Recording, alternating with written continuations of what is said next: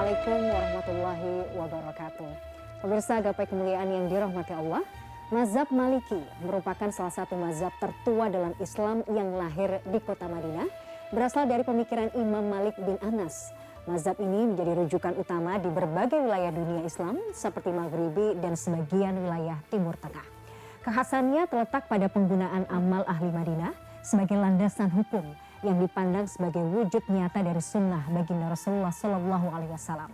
Nah, pemirsa, selama 45 menit ke depan, insya Allah kita akan mengulas sebuah tema yang akan membawa kita menyelami kekayaan warisan ilmu para ulama dan mengenal lebih dekat salah satu mazhab yang memberikan kontribusi besar bagi dunia Islam. Semoga dari pembahasan ini kita termasuk orang-orang yang senantiasa mencintai ilmu untuk bekal kita kelak di akhirat. Amin ya robbal alamin. Dan alhamdulillah hari ini saya tidak sendiri, sudah hadir bersama saya di studio. Ada gurunda kita yang terhormat, Kiai Haji Muhammad Faiz. Assalamualaikum Pak Kiai. Waalaikumsalam warahmatullahi wabarakatuh. Apa kabar Pak Kiai? Alhamdulillah baik, sehat. Lama tidak berjumpa, senang sekali. Saya tahu Pak Kiai ini sibuk, tapi di tengah kesibukannya masih senantiasa mau datang ke gapai kemuliaan berbagi ilmu dengan kita semua. Semoga senantiasa sehat ya Pak Kiai. Amin, ya? amin. Dan bagi Anda pemirsa yang juga memiliki pertanyaan, Anda bisa mengirimkan pertanyaan Anda baik berupa pesan teks maupun dalam bentuk video melalui nomor WhatsApp yang tertera di layar kaca. Baik Pak Kiai, kali ini kita akan belajar tentang sosok ulama besar yang luar biasa, Imam Malik. Yang kemudian menjadi salah satu rujukan ya dari 4 mazhab yang kita kenal dalam dunia Islam. Nah, sebenarnya kalau kita ingin tahu bagaimana atau seperti apa sih sosok Imam Malik bin Anas ini, bagaimana kiprahnya dan bagaimana ciri khas keilmuannya Pak Kiai, tafadhol. Imam Malik ini adalah imam yang lahir di kota Madinah, kotanya Rasulullah Shallallahu Alaihi Wasallam pada tahun 93 Hijriah. Nanti beliau wafat di Madinah itu pada tahun 179 Hijriah. Jadi beliau itu relatif berumur kira-kira 85 tahun. Ini termasuk salah satu dari imam yang 4 yang memiliki usia panjang. Tetapi usia panjang ini oleh Imam Malik itu betul-betul dihabiskan itu fisabilil ilmi. Hanya untuk ilmu, baik belajar maupun mengajar. Keistimewaan Imam Malik ini Mila, ini kata guru saya dulu, ini yang disebut dengan imam ahli hadis sekaligus ahli fikih. Jadi beliau ini ya jemaah menggabungkan antara kepakaran di bidang hadis dengan juga kapabilitas di bidang fikih. Bahkan tidak berlebihan, sebenarnya yang disebut dengan bapak hadis itu adalah Imam Malik. Sekalipun nanti masyarakat awam itu lebih mengenal Kutub As-Sittah, 6 pengarang kitab yang terkenal ini, Imam Bukhari, Imam Muslim, dan seterusnya, itu sebagai ulama hadis. Tetapi kalau kita melihat bukti otentik, jadi kan sering kita bilang gini, kayak presiden kita itu kan ada disebut proklamator, ada disebut bapak pembangunan, ya, ada disebut bapak reformasi, dan banyak hal. Maka ketiga misalnya dalam Islam ditanya, siapa bapaknya ilmu tertentu, mungkin tafsir, mentu fikih. Mungkin para pemirsa ingat pada episode sebelumnya membicarakan tentang mazhabnya Imam Abu Hanifah. Maka saya mengatakan, kata guru saya, bahwa Imam Abu Hanifah itu bapaknya fikih. Karena beliau yang pertama kali melakukan kreativitas dan klasifikasi keilmuan dan juga memberikan satu disiplin ilmu yang namanya fikih. Imam Malik ini disebut sebagai bapaknya hadis karena buku hadis yang tertua yang sampai kepada kita itu adalah kitabnya Imam Malik yang bernama Kitab Al-Muwatta.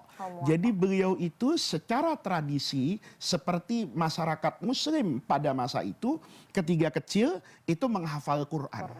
Kemudian karena itu kota Madinah, di sanalah pusat dakwah Rasulullah, maka tentu di sana tersebar Mila yang namanya hadis Rasulullah. Karena hadis itu kan mayoritas disampaikan oleh Nabi di dalam kota Madinah. Sehingga di kota Madinah itu tentu pengetahuan orang terhadap hadis itu lebih banyak dari kota lain. Kan ini seperti warisan keilmuan. Jadi di rumah-rumah orang Madinah itu mereka banyak memiliki hadis dalam bentuk hafalan.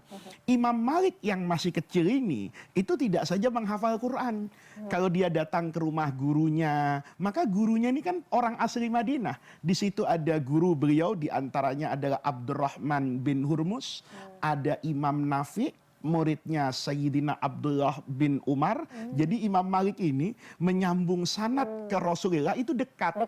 Karena dia punya guru namanya Nafi. Nafi berguru sama Abdullah bin Umar. Abdullah bin Umar ini dua jalur, bisa langsung ke Rasulullah atau melalui ayahandanya Sayyidina Umar ibn Khattab. Di samping itu beliau berguru kepada ahli hadis yang terkenal, yaitu Imam Muhammad bin Syihab Az-Zuhri. Ini semuanya adalah ulama yang ada di Madinah. Jadi Imam Malik sedari kecil itu memiliki tradisi berguru kepada tiga tokoh utama ini. Dari kecil Mila, ini memang Imam Malik terkenal dengan kecerdasannya dan juga kebijaksanaannya. Yang menarik ini, Abdurrahman bin Hurmus gurunya itu ketika menjelang sepuh tua, itu kalau ditanya orang, itu tidak semuanya beliau jawab. Tapi kalau Imam Malik yang jawab, bertanya, itu pasti beliau jawab. Nanti ditularkan nih pada kisah yang berbeda oleh Imam Malik kepada muridnya. Maka sebagian teman-teman yang selevel sama Imam Malik itu bertanya kepada gurunya Abdurrahman bin Hurmus ini, guru, mengapa kalau Malik yang nanya, kok Imam Malik yang nanya dijawab, kalau kami tidak? Kata beliau, Malik ini murid saya yang cerdas dan juga bijaksana. Sementara saya semakin hari semakin tua. Saya pasti memiliki kemampuan yang menurun pada bidang intelektual. Saya khawatir saya ini dimakan usia, ada sesuatu yang saya lupakan. Mungkin pandangan saya tidak lagi bisa utuh dan bijaksana. Maka kalau Malik yang nanya, saya jawab terus. Karena beliau nanti yang akan memfilter mana jawaban yang perlu beliau sampaikan ke orang banyak, mana itu yang beliau maklumi karena sekarang guru tidak lagi pada usia muda. Inilah sejarah secara umum Imam Malik bin Anas bin Malik bin Abu Amir Al-Asbahi. Masya Allah, jadi sosok yang luar biasa, sosok terkenal luar biasa, cerdas juga, bijaksana dari kecil, dan itu tadi sanad keilmuannya relatif dekat ya, dekat dengan baginda Rasulullah. Rasulullah. Okay. Nah, apa kemudian yang membedakan ciri khasnya Imam Malik ini dengan mazhab-mazhab yang lain? Titik beratnya di mana, Pak? Titiknya ada dua sebetulnya yang sering sebenarnya kita mengatakan begini Milaya. Yang namanya perbedaan di kalangan mazhab. Itu sebetulnya karena Islam ini memang menghargai dua hal kan. Ada wahyu di satu sisi, ada akal di satu sisi. Kedua-duanya ini harus berjalan seperti orang memakai sandal. Wahyu tanpa akal dia timpang. Akal tanpa wahyu dia tersesat. Oleh karena itu, kedua-duanya ini harus dipakai. Nah, karena kedua-dua ini harus dipakai, maka nanti ketika kita bicara mazhab, itu tidak ada para pemirsa, ulama mazhab yang menentang Al-Quran itu nggak ada. Ulama mazhab yang meninggalkan hadis itu nggak ada. Kalau nanti terlihat fatwa beliau bertentangan dengan Al-Quran, itu sebetulnya bukan fatwa beliau yang bertentangan dengan Al-Quran, tapi kitanya yang tidak bisa memahami Al-Quran seperti pemahaman beliau. Oleh karena itu nanti kalau belajar dalam usulul fiqhi, maka pada prinsipnya nih metodologi semua imam itu sama. Tetapi nanti yang membedakan itu paradigma yang ada di kepalanya. Seleranya misalnya. Kayak Imam Abu Hanifah itu karena hidup di Irak dengan tingkat kemodernan yang lebih tinggi daripada Imam Malik yang ada di Madinah, maka nanti cara pandang terhadap hadis juga berbeda. Nah, kalau bicara kembali kepada Imam Malik, yang paling sering dijadikan perselisihan itu dua hal. Yang pertama tadi Mila sudah menyatakan amalu ahlil Madinah. Ini adalah tradisi yang berlaku umum di kota Madinah yang menjadi tafsir keagamaan. Ini bukan tradisi lokal kemudian dijadikan dalil, bukan. Tetapi pemahaman keagamaan yang berlaku di kota Madinah. itu nanti Imam Malik mendudukkan ini, tradisi turun-temurun ini sebagai dalil. Yang bisa jadi dalil ini dianggap oleh Imam Malik lebih kuat daripada hadis yang diriwayatkan secara ahad. Ini namanya amalu ahlil Madinah. Kalau pemirsa bertanya kepada saya, apa contohnya? Contoh yang paling masyhur itu adalah khiyarul majlis. Jadi ini unik. Hadis khiyarul majlis itu semua orang yang melakukan transaksi jual beli itu selama tetap di majlis akad. Kayak saya dengan Mila ini berhadap-hadapan, lalu Mila menjual barang sama saya. Pak Faiz, saya jual tanah saya. Maka kemudian saya katakan, saya beli Mila. 1 meternya berapa, sepakat kita untuk melakukan jual beli. Ini dalam Islam, ini namanya bukan akdun lazim. Bukan akad yang mengikat, namanya akdun jais. Jais itu boleh dilaksanakan, boleh tidak dilaksanakan selama di majlisul akdi, sekalipun sudah akad Mila. Jadi kalau Mila sudah mengatakan Pak Faiz saya jual, saya bilang Mila saya beli, tapi kita masih di majlis akad, maka boleh saya kemudian mengatakan Mila saya tidak jadi beli ya. Mila mengatakan Pak Faiz saya tidak jadi jual. Selama ini dalam majlis akad, maka ulama membolehkan, kecuali Imam Malik. Gitu loh. Ini uniknya. Padahal yang dijadikan dalil oleh para ulama membolehkan ada yang namanya opsi jual atau opsi tidak menjual. Itu hadis yang diriwayatkan oleh Imam Malik, dan ini hadis dengan mata rantai periwayatan terbaik dari seluruh hadis. Anda bisa cari semua hadis yang ada di Bukhari, di Muslim semuanya. Ini Imam Malik meriwayatkan dari gurunya Nafi. Nafi dari Ibnu Umar langsung dari Rasulullah nih. Hadis ini Rasul bersabda, al-bayyi'ani, 2 orang yang bertransaksi jual beli, itu bil khiyar, punya opsi melanjutkan atau tidak melanjutkan, membatalkan atau meneruskan, malam yatafarraqa, selama tidak berpisah dari tempat di mana mereka bertransaksi. Oleh karena hadis ini sedemikian jelas, itu dipahami oleh semua ulama. Imam Malik ketika meriwayatkan hadis ini, menulis hadis ini, ngomentari. Apa kata Imam Malik? Walaisal amalu fihi indana. Ini tidak diamalkan hadis ini indana kami di Madinah. Kata Imam Malik, karena saya lihat di pasar-pasar, nggak ada orang mengamalkan yang namanya khiyar majlis. Semua orang kalau sudah melakukan jual beli, maka ini mengikat. Tidak boleh dibatalkan. Persoalannya kata Imam Malik, pedagang di Madinah ini mengerjakan ini dari mana? Pastikan ini hukum yang berlaku umum di sana. Berarti dari generasi sebelumnya begitu. Generasi sebelumnya begitu. Ini beda dengan pasar Tanah Abang. Karena pasar Tanah Abang itu tidak bersambung ke sahabat Nabi. Tapi di pasar Madinah itu pasti dilakukan oleh Sayyidina Abu Bakar. Itu pasti dilakukan oleh Sayyidina Abdurrahman bin Auf. Itu dilakukan oleh Sayyidina Utsman. Ini persepsi yang terbangun kan. Karena mereka dari bapaknya pedagang. Bapaknya kan dari pedagang, kakeknya. Kakeknya ini mungkin sudah sahabat. Maka sahabat tidak mungkin melakukan sesuatu kecuali mendapatkan pembenaran dari Rasulullah. Kata Imam Malik, bisa jadi Rasulullah menyatakan hadis itu, tetapi boleh jadi hadis itu kemudian kalau sekarang diamandemen oleh Rasulullah. Kemudian para sahabat tidak menjelaskan hadis yang menghapus ketentuan itu, tetapi langsung diamalkan menjadi satu tradisi. Nah, ini namanya bukan Imam Malik tidak menerima hadis itu, tetapi ada logika lain. Kata Imam Malik, tradisi yang dilakukan antar generasi itu dalam pandangan Imam Malik sama dengan hadis mutawatir. Hadis yang diriwayatkan oleh orang banyak. Kan pedagang ini kan dapat dari pedagang sebelumnya. Sepasar Mila. Bisa jadi orangnya ada 10. Bisa jadi orangnya ada 20 nih di pasar.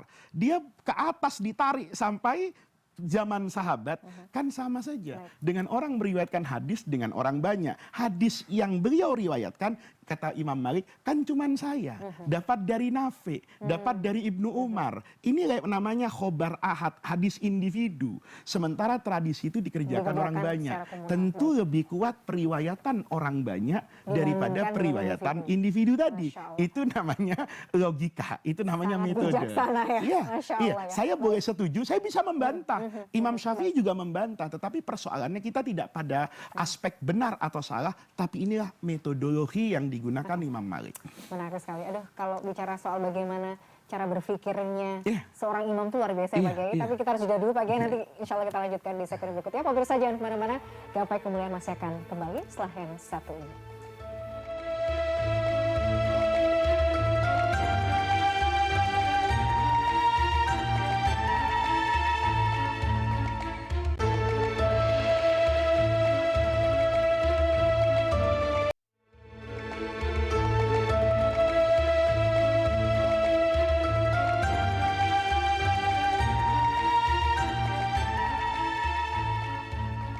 Ya pemirsa, terima kasih Anda masih menyaksikan Gapai Kemuliaan dalam episode Mengenal Mazhab Maliki. Pak Kiai, kalau di Indonesia kan memang kita menganut acuannya kepada Mazhab Syafi'i ya. Iya. Dan beliau kan sebenarnya muridnya Imam Malik juga ya Pak Kiai? Iya. Muridnya. Nah, pasti kan juga ada perbedaan yang mencolok Pak Kiai. Iya. Kira-kira ada perbedaan-perbedaan mungkin istinbat atau penggalian hukum yang mungkin kita bisa pelajari nggak Pak Kiai dari dua mazhab?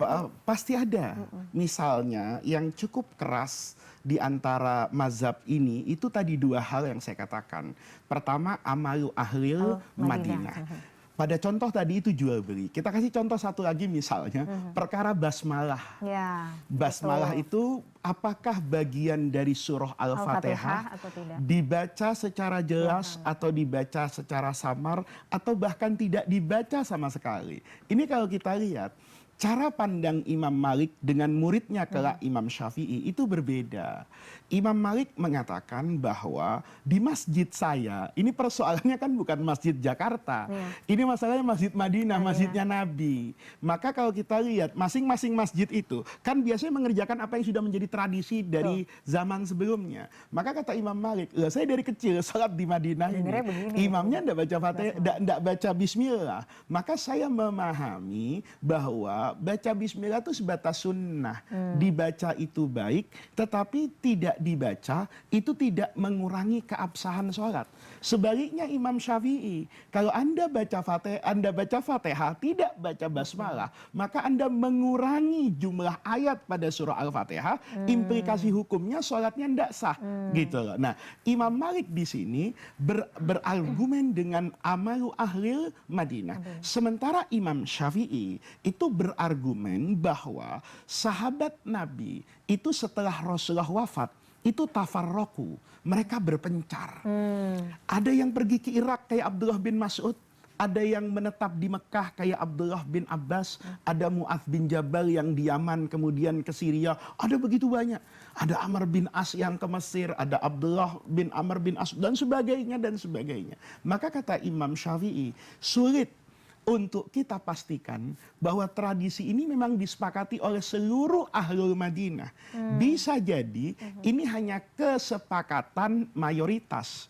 Mayoritas itu kan tidak berpengaruh dalam hukum fikih. Bisa jadi karena gurunya berpandangan seperti itu, maka kemudian murid-murid yang lain mengikuti. Sementara ada guru lain yang punya pandangan berbeda, dia kebetulan sudah keluar dari kota Madinah, sudah mengamalkan ilmunya di tempat lain. Nah, ini contoh yang kemudian menjadikan ada perbedaan pandangan yang cukup tajam pada beberapa persoalan fikih karena tradisi dari kota Madinah. Nah, oleh karena itu kalau kita pindahin lagi, yang kedua adalah al-istihsan. Istihsan ini unik ya. Saya tentu tidak punya waktu yang cukup pada Gapai Kemuliaan. Tetapi secara garis besar, ini sesuatu yang memang kadang disalahpahami oleh pihak lain. Padahal semuanya juga menggunakan ini. Istihsan itu adalah terminologi dalil usul fikih. Jadi Mila, orang itu kalau mau melakukan istimbatul ahkam, putusan hukum, itu dia ditanya, metodologinya apa, sumber-sumbernya apa. Maka semua ulama mengatakan sumber utamanya adalah Quran, kemudian hadis, kemudian ijma, konsensus dari semua orang, kemudian kias, itu logika, menyamakan yang sama, membedakan yang berbeda. Kemudian setelah 4 ini ada dalil nih, yang kemudian dalil ini berkembang tergantung pemahaman masing-masing ulama. Apa contohnya? Ada yang namanya syar'u man qablana, syariat sebelum Rasulullah.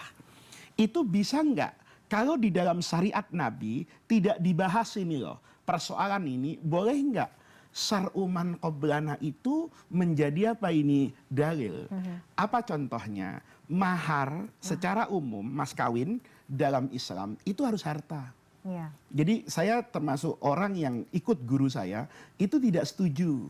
Kalau kemudian mas kawin itu suaminya baca Quran, ya, lah itu bagus untuk ngajarin istrinya, tapi bukan mas kawin. Karena mas kawin itu semangatnya itu malun mutakawam, harta yang ada maknanya.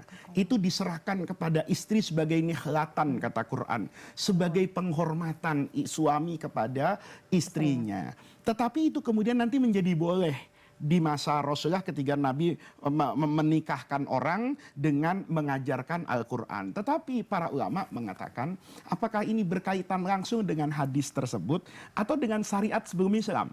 Syariat sebelum Islam itu contohnya syariat siapa? Syariatnya Nabi Musa. Nabi Musa itu menikah dengan anaknya Nabi Syuaib, itu kan mas kawinnya ngisi air. Gitu. Nah, itu kan berarti manfaat tenaga. Nah, yang seperti itu apakah syar'u man qablana itu menjadi syar'un lana? Satu. Ada nanti lagi yang dikatakan di dalam usul fiqih itu adalah qaulus sahabi, pendapat sahabat Nabi, bukan Nabi. Apakah pendapat sahabat ini mengikat atau tidak mengikat? Nah, di antara yang jadi perdebatan namanya al-istihsan. Istihsan itu dari kata-kata Hasan. Hasan itu bagus. Ada sesuatu Mila ya, yang terlintas ini di dalam benak seorang fakih, ini fakih itu ahli fikih, sebagai sesuatu yang baik, tetapi yang baik ini tidak diakomodir secara langsung di dalam dalil pokok agama. Nah, apakah kemudian seorang alim ini boleh melakukan istihsan? Dia berpindah ini dari satu ketentuan hukum pindah kepada ketentuan yang lain karena dia melihat maslahat juz'iyah. Ada maslahat kecil yang harus dijadikan pertimbangan keluar dari dalil umum tadi. Jadi ini bukan ngarang-ngarang hukum, tapi realita di masyarakat. Apa contohnya Mila? Di masa Rasulullah, sewa menyewa atas jasa itu termasuk kategori bai'ul amanah, jual beli amanah. Nih kalau misalnya dulu di Jawa tuh ada namanya budaya paron. Saya punya sawah, Mila punya keahlian untuk mengolah sawah. Maka sawah saya serahkan sama Mila. Mila nih sawah 1 hektar, nanti kalau panen kita bagi 2. Kalau nanti ternyata waktu panen itu tidak berhasil, saya kehilangan harta karena sawah saya bibitnya, sementara Mila kehilangan tenaga. Kan ini judulnya adil nih, sama-sama rugi. Kalau untung sama-sama untung. Dan waktu itu Rasulullah itu tidak mengajarkan adanya agunan. Nih Mila, Mila tidak perlu mengagunkan hartanya sebagai jaminan untuk kesungguhan kerja Mila di tanah saya. Maka kemudian ketika ini dibiarkan secara naturalnya seperti itu, kan mungkin moral orang hari ini tidak sama dengan moral orang dulu. Kata Imam Malik, saya kemudian mengambil langkah namanya tadmin. Tadmin itu dari kata-kata doman, meminta pertanggungjawaban. Jadi misalnya kalau nanti sawah itu tidak ada hasilnya, saya boleh meminta pertanggungjawaban Mila, tidak sebatas Mila cukup ngomong, Pak Faiz, ini sawahnya maaf ya, nah gitu, gagal panen. Oh nggak bisa. Saya berhak untuk menuntut. Nanti hakim yang akan memutuskan. Bukan sebaliknya. Mila kemudian dibebaskan sedari awal dari tuntutan sampai nanti ada bukti pidana. Kalau ini penyalahgunaan wewenang misalnya. Nah itu yang namanya al-istihsan. Masya Allah. Kita masih ingin menggali sebenarnya banyak contoh-contoh yang menarik kan sebenarnya dari al-istihsan ini Pak Kiai. Tapi lagi-lagi kita harus jeda dulu Pak Kiai. Nanti kita akan lanjutkan. Pemirsa jangan kemana-mana. Gapai kemuliaan masih akan kembali saat lagi. Tetaplah bersama kami.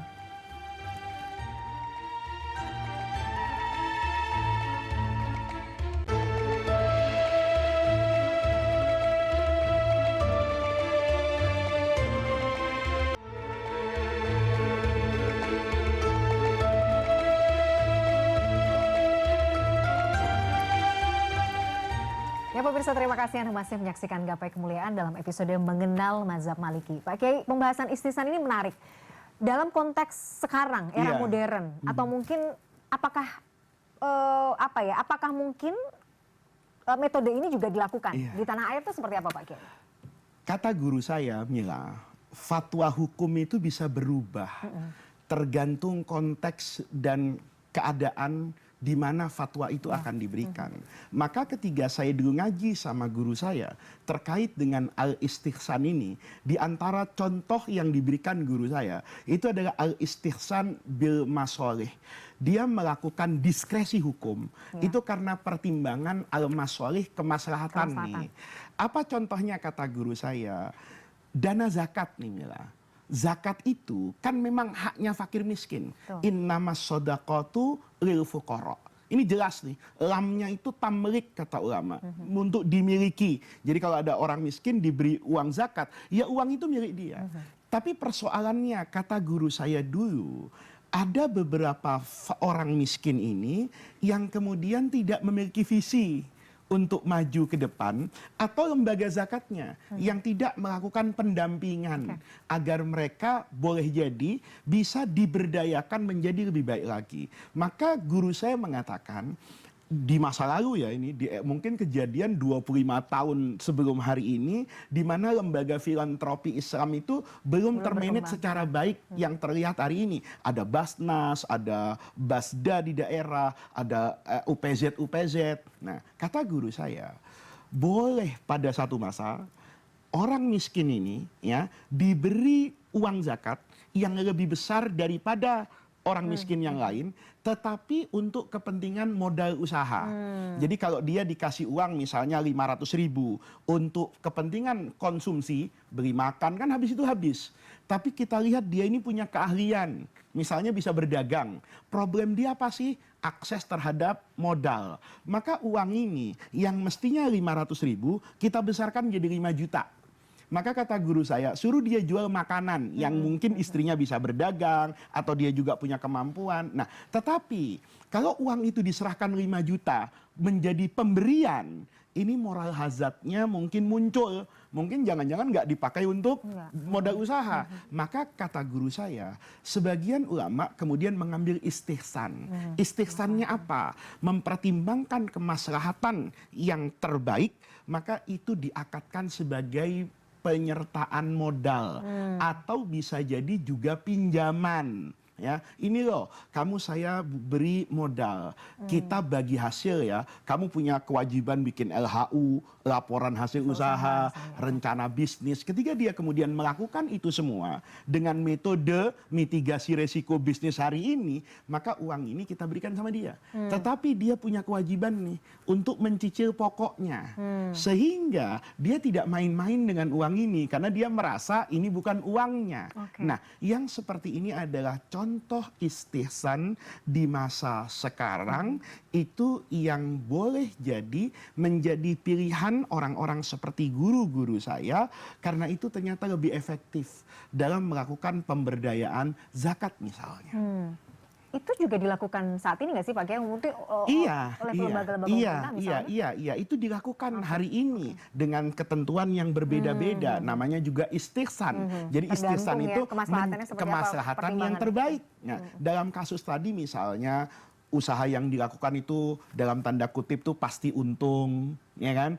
Diberikan kepada mereka yang berhak untuk menerima dana zakat ini. Nggak boleh kalau dana zakat kemudian jadi penyertaan misalnya korporasi besar, nggak boleh. Tapi ini diberdayakan untuk mereka yang tidak mampu. Itu namanya istihsan. Menarik. Pak Kiai, kembali lagi pada konteks mazhab Maliki Pak Kiai. Kalau kita lihat kan garis besarnya, fondasinya adalah amalnya penduduk Madinah. Iya. Salah satunya. Dan itu kan sangat merujuk pada tradisi yang dilakukan oleh masyarakat Madinah. Kalau mungkin kita melihat dengan kacamata di Indonesia, Pak Kiai, kita kan juga sangat lekat dengan tradisi lokal kita. Itu kan kayaknya agak sulit untuk diberlakukan di sini, Pak Kiai. Bagaimana kemudian korelasinya kita melihat hal ini, Pak Kiai? Gini Mila ya, ini ada kesalahpahaman beberapa pihak ketika mengartikan amalu ahli Madinah tradisi tadi. Tradisi yang dijadikan salah satu metode Imam Malik dalam menyimpulkan hukum itu tradisi di kota Madinah yang terkait dengan keagamaan. Kayak tadi, bismillah dibaca atau tidak, misalnya. Ketentuan dalam jual beli opsi, melanjutkan, meneruskan atau menghentikan dan membatalkan. Nah, kalau yang dimaksud itu adalah tradisi budaya masing-masing masyarakat, itu juga dijadikan landasan dalil bukan sama Imam Malik, oleh seluruh ulama. Namanya al-uruf, kebiasaan. Bahkan ada dalam kaidah fikih, ya, ini namanya al-adatu muhakkamah. Kebiasaan itu muhakkamah bisa dijadikan hakim. Ya, jadi putusan ini yang memutuskan itu bukan agama, tapi tradisi. Apa contohnya? Banyak, Mila. Misalnya mas kawin. Kalau kemudian ketika melakukan akdun nikah, itu besaran mas kawinnya itu tidak dilafatkan secara terbuka. Jadi kamu saya nikahkan dengan anak saya, fulanah binti anak saya, dengan mas kawin yang kita sepakati. Oke, diterima. Begitu mau dieksekusi, mana nak mas kawinnya, serahkan kepada istrimu. Tiba-tiba tidak sesuai dengan kesepakatan nih. Sementara kesepakatan itu nggak ada yang tahu, nggak ada saksinya gitu loh. Maka nanti dikembalikan kepada namanya al-adah, kebiasaan. Nah itu juga memiliki peranan. Seperti contohnya nih Mila, kata agama, khudhu zinatakum inda kulli masjid. Kalau mau ke masjid, mau sujud kepada Allah, itu pakailah pakaian yang terbaik. Nah, pakaian yang terbaik di sini itu bukan agama. Itu al-adah, kebiasaan. Kebiasaan orang Indonesia. Itu kalau tokoh agama, ya bajunya mirip-mirip saya lah. Pakai peci gitu kan, pakai sarung gitu kan. Buat yang NO ya, seperti saya tradisinya begitu. Buat orang di Arab Saudi mungkin pakai jubah yang berwarna putih. Mungkin buat teman-teman yang di Eropa justru pakai jas, pakai dasi. Kalau ditanya, mana yang islami? Maka jawaban saya, mana yang mearif terhadap budaya lokal, dipahami itu adalah pakaian yang terhormat. Artinya kalau di Keraton Jogja, dia sholatnya tidak pakai peci, sholatnya pakai belangkon. Dia pakai baju mungkin beskap, dia mungkin pakai lurik dan sebagainya. Selama itu adalah dipahami kemuliaan, maka itu hukumnya boleh. Nah itu namanya tradisi. Kalau ini bukan cuma Imam Malik, ini semua ulama gitu. Paham, oke. Baik Pak Kiai, kita akan lanjutkan pembahasannya di segmen berikutnya. Kita jeda lagi, pemirsa jangan kemana-mana. Gapai kemuliaan masih akan kembali setelah jeda yang satu ini. Tetaplah bersama kami.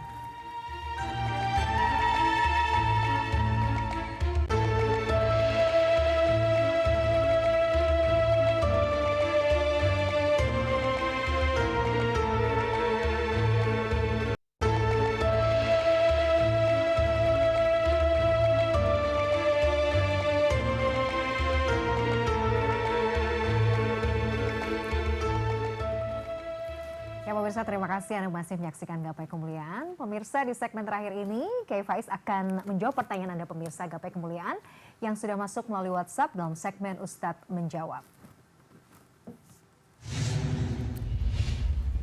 Ya, dan kali ini pertanyaan yang sudah masuk datang dari Ainun, seorang mahasiswi. Kita akan simak bersama pertanyaannya. Assalamualaikum, perkenalkan nama saya Ainun. Pak Ustadz, saya ingin bertanya bagaimana cara kita menghadapi ketika kita sudah rajin beribadah tapi kita masih merasa hampa ketika kita sudah berusaha untuk maksimal beribadah. Terima kasih. Terima kasih Ainun atas pertanyaannya. Pak Kiai, bagaimana caranya kita menghadapi situasi ketika kita sudah mengerjakan mungkin kewajiban dalam beragama ya, puasa, mungkin sholat, tapi rasa-rasanya hati masih merasa kosong dan hampa. Silahkan Pak Kiai. Dulu guru saya itu bilang gini, karena pertanyaan Ainun tadi, itu juga saya tanyakan, bahkan sampai hari ini pun, jangan pemirsa membayangkan, saya juga sering merasa sudah ini, sudah itu, tapi tetap hampa. Maka kata guru saya, semua amalan ibadah, itu sebetulnya vitamin hati kan. Oleh karena itu ketika melakukan apapun ritual yang kita lakukan, maka itu juga harus menggunakan hati. Misalnya Mila, ketika orang sholat misalnya, apakah sholat itu hanya dilihat dari kuantitas gerakannya, kuantitas rokaatnya, kegandrungan jasmaninya, atau sebetulnya yang diminta itu adalah hati. Makanya Ibnu Athaillah As-Sakandari dalam Hikam itu memberikan satu analogi begini, Mila. Orang itu ketika beribadah, itu akan terlihat. Yang dijadikan tujuan itu Allah apa ibadahnya. Kalau yang dijadikan tujuan itu adalah Allah, maka dia tidak pernah risau ketika boleh jadi ibadahnya berkurang, dan dia juga tidak akan menjadi sombong ketika ibadahnya bertambah. Karena dia tahu bahwa Allah ini maha pengasih lagi maha penyayang. Tetapi kadang-kadang orang kemudian cenderung ya menjadi kaum fatalis, tidak memiliki harapan saat pekerjaannya berkurang. Ya Allah, saya sudah lama nggak duha, pantas kalau miskin. Lihat. Perasaan yang seperti ini nanti, kemudian saat dia giat duha, tidak juga kaya, dia merasa hampa. Lihat nih. Oleh karena itu, pertanyaan Ainun itu seperti guru saya dulu. Yang pertama adalah melakukan olah hati. Bahwa ibadah itu bukan persoalan saya bahagia atau saya tidak bahagia. Saya dapat jodoh atau tidak dapat jodoh. Saya kaya atau tidak kaya. Tetapi ketika kita melakukan ibadah, fokus kita adalah sedang menjalankan perintah Allah. Yang namanya perintah, disuruh apa saja ya kita kerjakan. Tapi nanti ujungnya jangan kemudian kita punya ekspektasi tertentu, sehingga kata guru saya, saat ekspektasimu tidak tercapai, kamu kemudian merasa hampa, tidak disayang oleh Allah. Nih, kita sholat misalnya, kita berharap dengan sholat mendapatkan ketenangan. Tiba-tiba sholat tetap tidak tenang, ada gelisah, ada cemas. Orang kemudian berkata, kalau gitu Allah nggak sayang sama saya sudah kayak gini kok nggak tenang-tenang ya. Kata guru saya, coba lihat dari aspek yang berbeda. Kalau misalnya kamu kemudian mendapatkan ketenangan, jangan-jangan sholatnya berhenti. Gitu. Maka ketika itu diteruskan, boleh jadi karena Allah ingin justru di tengah-tengah kesucianmu dengan lingkungan, kamu tetap ramai dengan Allah. Gitu. Di tengah ketakutanmu, tapi ketakutanmu itu bersama Allah, daripada kamu memiliki keberanian, tapi tidak lagi bersama dengan Allah. Itu jawaban guru saya dulu begitu, Mila. Jadi olah hati itu penting. Olah hati itu penting. Tapi kadang-kadang kita tidak bisa menafikan dulu. Iya. Saya pun juga kadang gitu, saya mau sholat hajat. Karena saya punya hajat tertentu. Ya Allah, mudah-mudahan memang hajat saya ini kabul. Saya pengen ini spesifik begitu. Iya. Boleh kan sebenarnya Pak Kiai? Boleh. Tapi pertanyaannya kata guru saya dulu ketika saya bertanya hal yang sama, boleh nggak kita melakukan? Boleh. Namanya juga manusia. Berdoa itu kan di antara terminologi doa itu kan juga ada minta. Iya. Di antara sholat itu disebut hajat karena kita juga punya kepentingan dan kebutuhan. Tetapi persoalannya kata guru saya, ketika kamu sholat hajat, fokus pada apa yang kamu minta, lalu berapa persen perasaanmu kepada Allah. Maka fokusmu dalam sholat itu permintaanmu. Begitu Allahu Akbar, dia minta nih. Maka semua doa yang dipanjatkan itu tidak lagi hudur ma Allah. Tetapi yang hadir itu bukan Allah. Tapi justru kemauan keinginan kita. Begitu kita bilang, ihdinas siratal mustaqim. Ya Allah, tunjukkan kepada saya jalan yang lurus. Kalau fokus kepada itu, maka jalan yang lurus ini besok masuk kampus itu tunjukkan ya Allah, kampus mana yang saya nanti diterima. Kan gitu kan? Ketika nanti misalnya melakukan doa apapun ya, atau ayat apapun yang dibaca imam, nanti asosiasi dia itu selalu kepada apa yang dia inginkan. Kalau seperti ini, pasti hampa. Karena dia sejatinya itu tidak sedang beribadah kepada Allah dalam artian yang hakiki, tetapi sedang ingin menuntaskan hawa nafsunya, tetapi dia bungkus dengan ibadah tadi. Oke. Jadi konsepnya seperti ini Pak Kiai. Kita bahasa mudahnya mencari muka di depan Allah. Iya, boleh. Seperti itu ya Pak Kiai. Iya. Jadi ya tunjukkan aja bahwa memang ini kepada Allah, untuk Allah, nanti apapun hasil yang Allah berikan itu terserah Allah, itu terbaik gitu. Permohonannya boleh disebut. Kepengen punya rumah, kepengen punya pekerjaan, tapi jangan pernah memikirkan hasil akhirnya.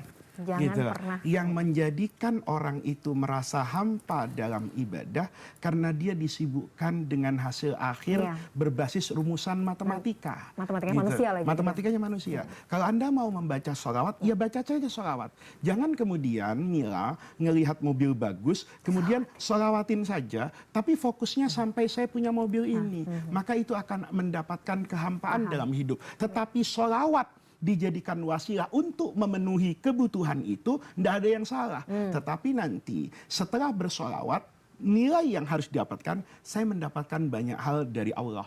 Kalaupun saya tidak mendapatkan mobil itu, saya mendapatkan lisan yang ringan bersolawat kepada Nabi. Kalau itu dilakukan, maka semuanya tidak lagi terasa hampa. Karena dia selalu mendapatkan apa yang berharga dalam hidupnya. Nah, Masya Allah.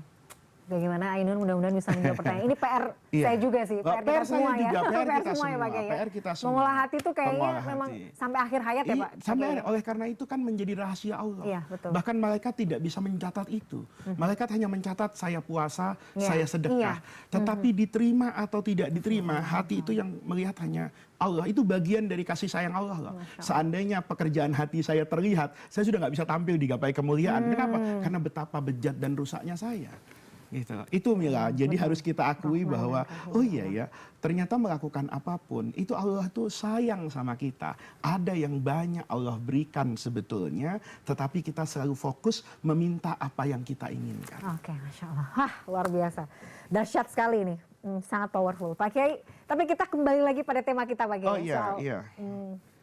mazhab Imam Malik ini. Pak Kiai, kalau kita lihat kan persebaran warna Islam dengan berbagai mazhab ini kan berbeda-beda di seluruh dunia gitu. Itu juga berkaitan dengan siapa pembawanya nggak sih Pak Kiai? Iya, iya. Saya ingin katakan gini ya, para pemirsa.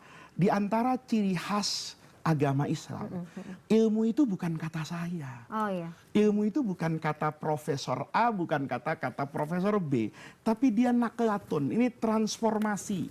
Ya makanya perawi itu kan disebut transmitter kan. Oh, iya. Dia membawa perantara gitu loh. Jadi ketika kita katakan ilmu yang saya sampaikan di gapai kemuliaan, itu hasil saya ngaji. Dari siapa? Pasti saya butuh petunjuk guru. Tidak bisa orang mengatakan kemudian, oh saya ini membawa sesuatu yang sesuai dengan sunnah. Enggak gitu. Itu sunnah yang dipahami oleh dia dari gurunya. Bukan sunnah itu sendiri. Kan sering tuh. Sekarang ini kadang-kadang saya, mohon maaf para pemirsa ya, ini terserah pemirsa ya. Saya yang lahir dalam tradisi, misalnya Islam tradisional NU, itu kadang dipojokkan tuh. Ini kunut itu tidak sesuai sunnah. Kata siapa? Ini berdasarkan sunnah. Sebenarnya bukan berdasarkan sunnah. Dia ngaji, berguru, bertemu dengan orang yang pemahamannya kunut subuh itu sudah ditinggalkan oleh Rasulullah. Sementara saya berguru dan ngaji, bertemu dengan orang yang meriwayatkan kepada saya bahwa kunut subuh itu dilakukan oleh Rasulullah sampai Rasulullah itu wafat. Nah, sejatinya yang seperti ini itu menyadarkan kepada kita. Orang Indonesia dulu itu kan ngaji ke Mekah. Maka yang dulu-dulu itu iramanya irama madhab Imam Syafi'i. Tetapi nanti seiring dengan perkembangan Mekah itu sendiri yang kemudian melahirkan berbagai macam pemahaman, maka ada orang Indonesia yang bertemu dengan pemahaman yang mulai berbeda di sana dan membawa pulang ke Indonesia. Sehingga mulai ada namanya mazhab Imam Ahmad bin Hambal seiring berdirinya negara Saudi. Jadi orang juga tidak bisa kemudian udahlah kalau agama itu ngikuti aja apa yang ada di Masjid Nabi di Madinah hari ini. Nggak bisa. Karena yang membawa ilmu dari Rasulullah itu sudah keluar dari kota Madinah. Tidak semuanya ada di Madinah. Seperti yang kita bahas soal kritik Imam Syafi'i terhadap amalu ahli Madinah tadi. Nah, oleh karena itu masing-masing mazhab ini nanti itu biasanya punya teritorial. Punya kekuasaan. Kenapa di mazhab di Syafi'i itu banyak di Indonesia? Ya karena mayoritas guru-guru besarnya orang Indonesia itu ketika belajar itu bertemu dengan mereka yang membawa mazhabnya Al-Imam Asy-Syafi'i. Satu contoh misalnya, mengapa tradisi di Indonesia ini pesantren misalnya itu mengkaji buku mazhab Syafi'i, karena pesantren dulu kan identik misalnya dengan NU. NU itu guru besarnya Kiai Haji Hasyim Asy'ari, berguru misalnya beliau kepada Kiai Khalil Bangkalan, kepada Syekh Nawawi Al-Jawi yang orang Banten hebat di Mekah itu. Nanti mereka ke atas itu bergurunya sesama mazhab Imam Syafi'i. Syekh Nawawi ketemu Syekh misalnya Ibrahim Al-Bajuri, Ibrahim Al-Bajuri punya guru Abdullah Asy-Syarqawi, Muhammad Al-Hifni, ini ke atas sampai Imam Syafi'i kebetulan bermadhab Syafi'i. Maka Islam yang dibawa ke Indonesia itu Islam madhab Syafi'i. Enggak gitu. Lebih mudah lagi Mila, cara baca Quran. Coba ke Maroko. itu imamnya rasanya beda. Nanti para pemirsa kan medsos terbuka, tulis saja qiraat Warsh misalnya. Maka cara bacaan Quran itu akan terasa asing buat kita. Kenapa? Karena yang membawa Al-Quran ke Maroko itu banyak membaca dengan riwayatnya Imam Warsh. Nanti misalnya ke Irak ada yang membaca dengan riwayatnya Imam Hamzah misalnya. Maka ketika ada sesuatu yang berbeda, sebetulnya Qurannya nggak beda. Yang membeda cara membacanya berdasarkan riwayat yang bersambung semuanya kepada Rasulullah. Sama nih, fikih juga gitu. Quran hadisnya sama, yang membedakan pemahaman guru-guru kita di masa lalu atas Quran dan hadis itu. Jadi ini tuh jangan dipandang sebagai sesuatu yang berbeda, yang justru memicu perpecahan, tapi sebenarnya ini adalah kekayaan intelektual kita sebagai umat Islam kan Pak Kiai. Dan itu terjadi di masa Rasulullah. Hanya bedanya, kenapa di masa Rasulullah kemudian warnanya satu? Karena imamnya satu Rasulullah. Jadi semua yang terjadi di tengah masyarakat itu dikembalikan kepada Rasulullah. Tetapi pada satu masa ada Rasulullah yang tidak menghakimi dan menghukumi. Perbedaan yang dilakukan oleh para sahabat. Misalnya ya, persoalan ketiga Nabi pada perang Bani Quraidah, itu Nabi mengatakan la yusalliyanna ahadukum salatal asri illa fi Bani Quraidah. Kalian nanti jangan salat asar kecuali kalau sudah sampai di perkampungan Bani Quraidah. Kayak sekarang misalnya Nabi ngomong, "Mila, jangan salat kecuali di Semarang."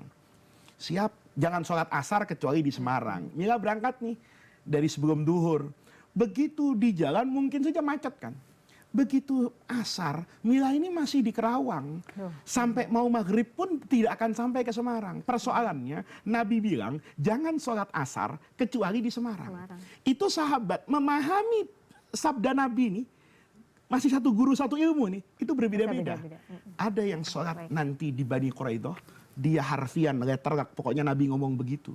Ada yang mengatakan Nabi maksudnya bukan itu, Nabi maksudnya jalannya cepat. Tapi karena kita terlambat, ya sudah, sholatlah pada waktunya. Lapor dua-duanya, Nabi ini sholat asar tidak di Bani Quraidah. Yang ini Nabi nggak sholat asar nih, sholatnya sampai sana. Itu Nabi tersenyum. Kenapa? Karena memang itu bisa dipahami dengan pemahaman yang berbeda. Masya Allah. Luar biasa. Pak Kiai rasanya pengen melanjutkan pembahasan, tapi qadarullah juga waktu kita terbatas. Terima kasih atas ilmunya hari ini Pak Kiai. Pemirsa, tidak terasa saya sudah perjumpaan kita dalam program Gapai Kemuliaan hari ini. Semoga kajian hari ini membawa manfaat, membawa kebaikan, dan Allah Azza wa Jalla senantiasa mudahkan kita semua untuk menuntut ilmu agama. Amin ya Rabbal Alamin. Terima kasih atas perhatian Anda. Saya Meladia Rahma dan juga Kiai Haji Muhammad Faiz undur diri. Insya Allah kita akan jumpa lagi pada episode yang akan datang. Wabillahi taufiq wal hidayah. Wassalamualaikum warahmatullahi wabarakatuh. Terima kasih Pak Kiai.